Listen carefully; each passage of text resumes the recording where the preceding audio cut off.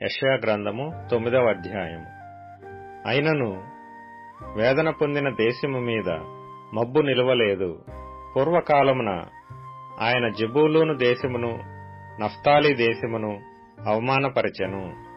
అంత్యకాలమున ఆయన సముద్ర ప్రాంతమును అనగా యోర్దాను అద్దరిని అన్యజనుల గలిలయ ప్రదేశమును మహిమగల దానిగా చేయుచున్నాడు. చీకటిలో నడుచు జనులు గొప్ప వెలుగును చూచుచున్నారు. మరణఛాయ గల దేశ నివాసుల మీద వెలుగు ప్రకాశించును. నీవు జనమును విస్తరింపజేయుచున్నావు, వారి సంతోషమును వృద్ధిపరచుచున్నావు. కోతకాలమున మనుష్యులు సంతోషించున్నట్లు, దోపుడు సొమ్ము పంచుకొనువారు సంతోషించున్నట్లు వారు నీ సన్నిధిని సంతోషించుచున్నారు. మిద్యాను దినమున జరిగినట్లు వాని బరువు కాడిని నీవు విరిచియున్నావు. వాని మెడను కట్టు కర్రను, వాని తోలువాని కొరడాలను విరిచియున్నావు.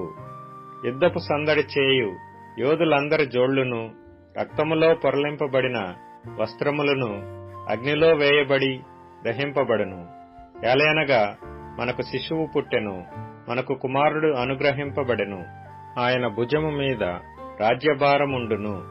ఆశ్చర్యకరుడు, ఆలోచనకర్త, బలవంతుడైన దేవుడు, నిత్యుడగు తండ్రి, సమాధానకర్తయగు అధిపతి అని అతనికి పేరు పెట్టబడును. ఇది మొదలుకొని మితి లేకుండా దానికి వృద్ధియు క్షేమమును కలుగునట్లు సర్వకాలము దావీదు సింహాసనమును రాజ్యమును నియమించును. న్యాయము వలనను నీతి వలనను రాజ్యమును స్థిరపరచుటకు అతడు సింహాసనాసీనుడై రాజ్యపాలన చేయును. సైన్యములకు అధిపతియగు యెహోవా ఆసక్తి కలిగి దీనిని నెరవేర్చును. ప్రభువు యాకోబు విషయమై వర్తమానము పంపగా అది ఇశ్రాయేలు వరకు దిగి వచ్చియున్నది. అది ఎఫ్రాయిమునకును షోమ్రోను నివాసులకును ప్రజలకందరికీ తెలియవలసి ఉన్నది. వారు ఇటికలతో కట్టినది పడిపోయెను, చెక్కిన రాళ్లతో కట్టుదము రండి, రావి కర్రతో కట్టినది నరకబడెను. వాటికి మారుగా దేవదారు కర్రను వేయుదము రండని అతిశయపడి గర్వముతో చెప్పుకొనుచున్నారు. యెహోవా వాని మీదికి రెజీనునకు విరోధులైన వారిని హెచ్చించుచు వాని శత్రువులను రేపుచున్నాడు. తూర్పున సిరియాయు, పడమట ఫిలిస్తీయులను నోరు తెరచి ఇశ్రాయేలును మృంగివేయవలనని ఉన్నారు. ఇలాగు జరిగినను ఆయన కోపము చల్లారలేదు, ఆయన బాహువు ఇంకనూ చాపబడి ఉన్నది.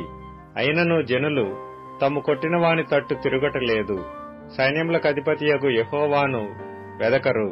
కావున యెహోవా ఇశ్రాయేలులో నుండి తలను, తోకను, తాటి కమ్మను, రెల్లును ఒక దినమున కొట్టివేయను.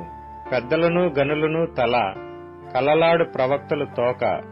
ఈ జనుల నాయకులు త్రోవ తప్పించువారు, వారిని వెంబడించువారు వారి చేత మృంగివేయబడుదురు. వారందరూ భక్తిహీనులను దుర్మార్గులునై యున్నారు. ప్రతి నోరు దుర్భాషలాడును. కాబట్టి ప్రభువు వారి యవ్వనులను చూచి సంతోషింపడు. వారిలో తల్లిదండ్రులు లేని వారి ఎందైనను జాలిపడడు. ఈలాగున జరిగినను ఆయన కోపము చల్లారలేదు, ఆయన బాహువు ఇంకనూ చాపబడి ఉన్నది. భక్తిహీనత అగ్నివలే మండుచున్నది. అది గచ్చపొదలను బలు రక్కసి చెట్లను కాల్చి అడవి పొదలలో రాజును. అవి దట్టమైన పొగవలే చుట్టుకొనుచు పైకి ఎగయును. సైన్యములకు అధిపతియగు యెహోవా ఉగ్రత వలన దేశము కాలిపోయెను. జనులను అగ్నికి కట్టెలవలెనున్నారు.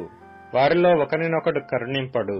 కుడి ప్రక్కన ఉన్నదాని పట్టుకొందురు గాని ఇంకనూ ఆకలి గొనియుందురు. ఎడమ ప్రక్కన ఉన్నదాని భక్షించుదురు గాని ఇంకనూ తృప్తి పొందక ఇందురు. వారిలో ప్రతివాడు తన బాహువును భక్షించును.